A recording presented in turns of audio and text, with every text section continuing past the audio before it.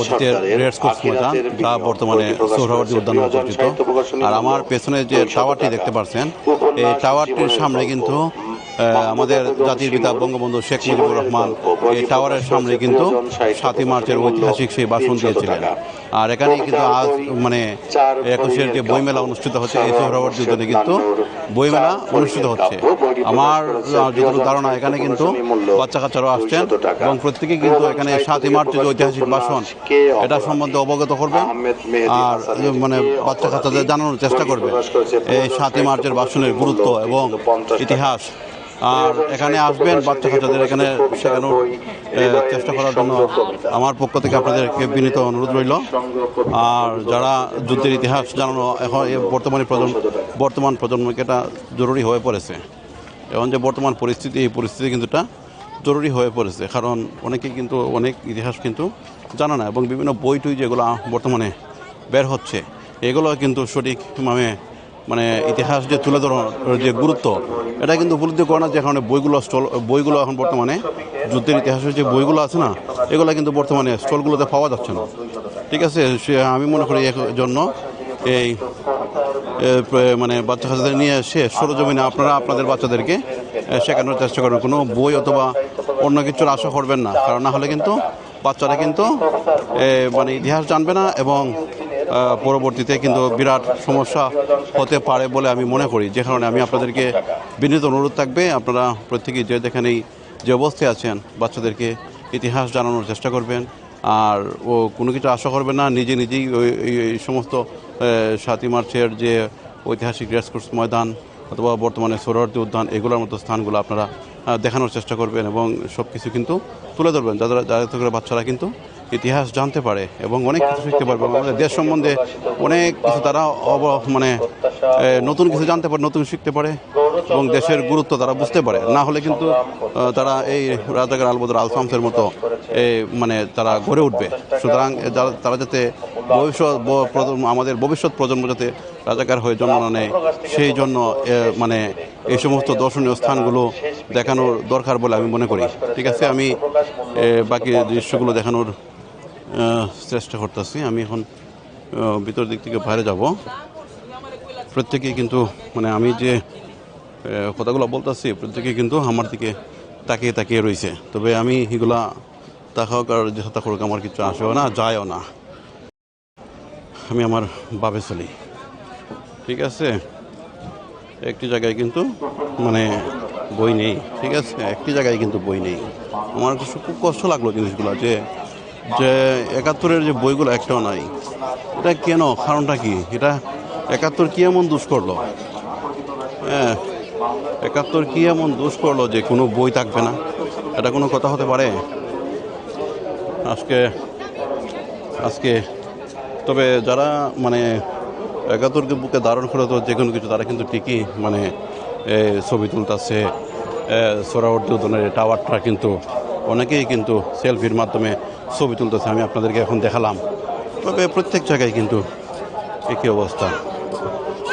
ঠিক আছে, প্রত্যেক জায়গায় কিন্তু একই অবস্থা। যাদের ভিতরে কিন্তু ভালোবাসা এবং মানে মহত্ব, তারা কিন্তু এখানে টিকে আসতেছে এবং দেখতেছে, ছবি তুলতেছে। এই টাওয়ারটা আসলে মানে অনেক স্মৃতি আমাদের ইতিহাস ধারণ করে রাখে, যে কারণে প্রত্যেকেই কিন্তু এখানে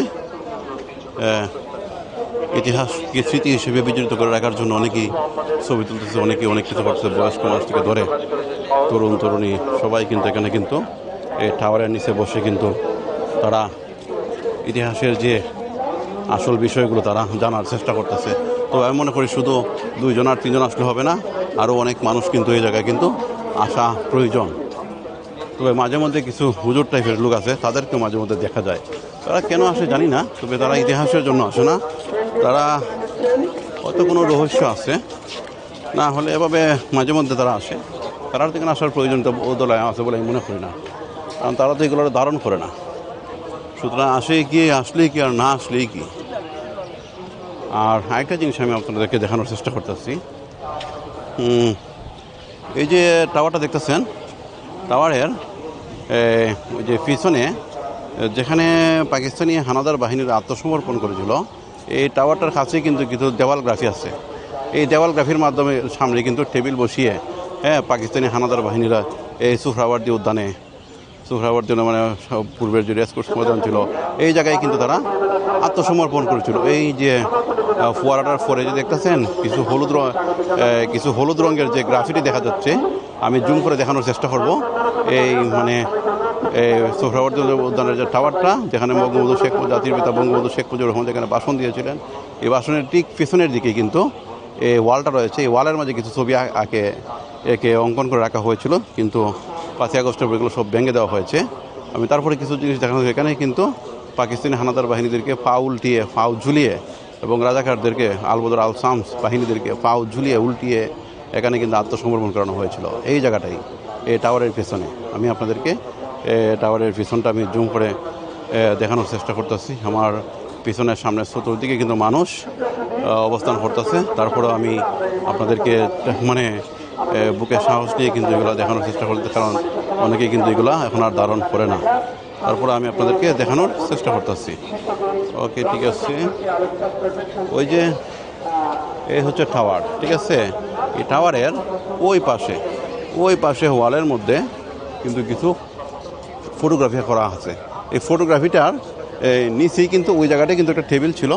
এই টেবিলের মাঝে কিন্তু তারা দস্তখত করেছিল মেজর জেনারেল নিয়াজি এবং অরোরা, ঠিক আছে।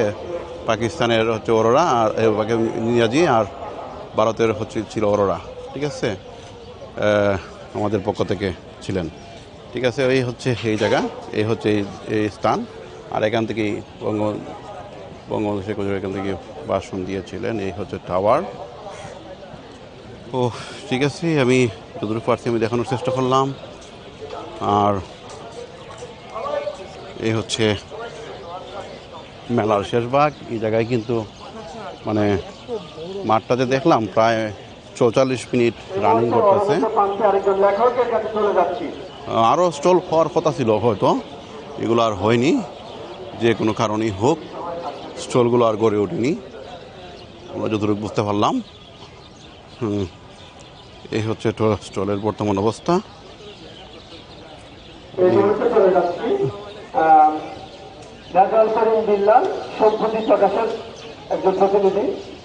এখানেই তারা বইটি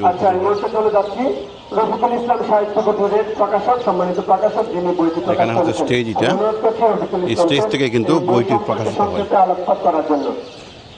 এই হচ্ছে স্টেজ, বিভিন্ন লেখকরা এখানে বই মানে উন্মোচন করেন, গ্রন্থের মূরক উন্মোচন করা হয় 21শে বইমেলা উপলক্ষে। ঠিক আছে, আমি আর ভেতর যেতে পারবো না, হলে অনেক কিছু দেখানোর চেষ্টা করতাম। আর এই হচ্ছে সুন্দর করে রাখা হয়েছে, মোটামুটি সব কিছুই খারাপ না, ভালোই।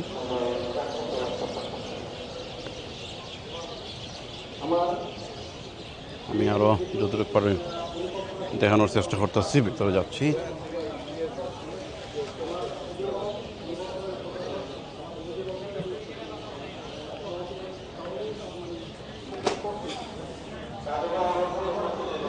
বিভিন্ন লেখক, তার নাম হচ্ছে প্রিয় বাংলা প্রকাশনী।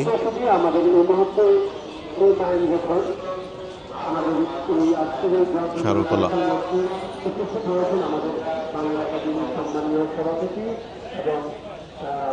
এগুলা বই মনে হয় ফুরে গেছে অথবা নষ্ট হয়ে গেছে, অথবা যে কোনো কিছু হয়েছে। এই বইগুলা কি হয়েছে ভাই?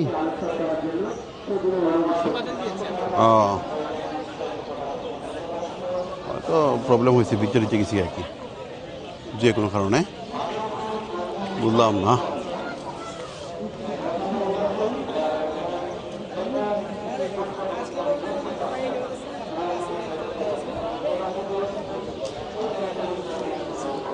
দাড়ি কমা নামও দিচ্ছে রে বাবা, রেমন্স পাবলিকেশন, পুঁথিলয়।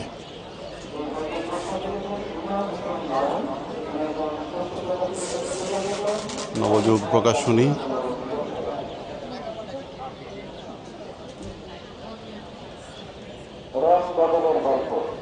একাত্তরের কোনো বই নেই, দেখছেন অবস্থা, কোনো বই নেই, কোনো বই নেই। যুদ্ধের যে স্মৃতি, বাচ্চারা কি শিখবে, কি শিখবে? কোনো বই নেই, কোনো বই নেই, কিচ্ছু করার নাই।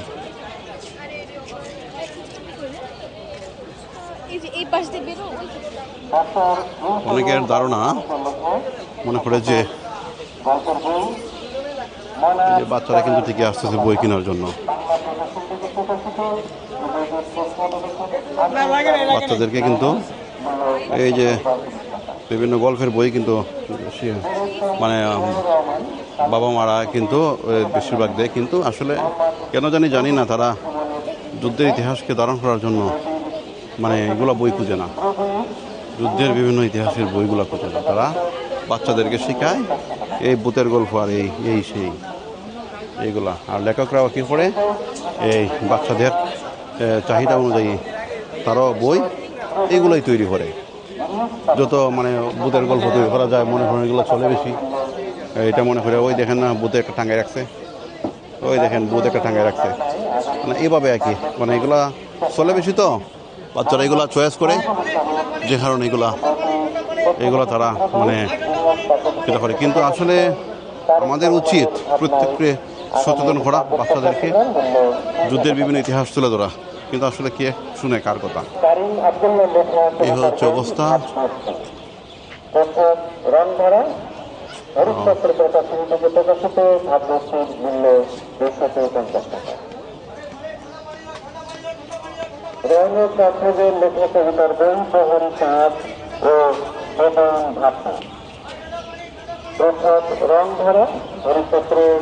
প্রকাশন থেকে প্রকাশিত প্রহরী চাঁদ ও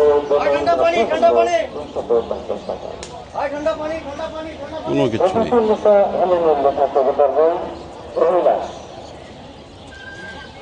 অর্থাৎ রং ধরা হরিপত্র প্রকাশন থেকে প্রকাশিত অভিষেকের মূল্য 250 টাকা। পাখি মেলেছে ডানা মোহাম্মদ সোহরাব আলীর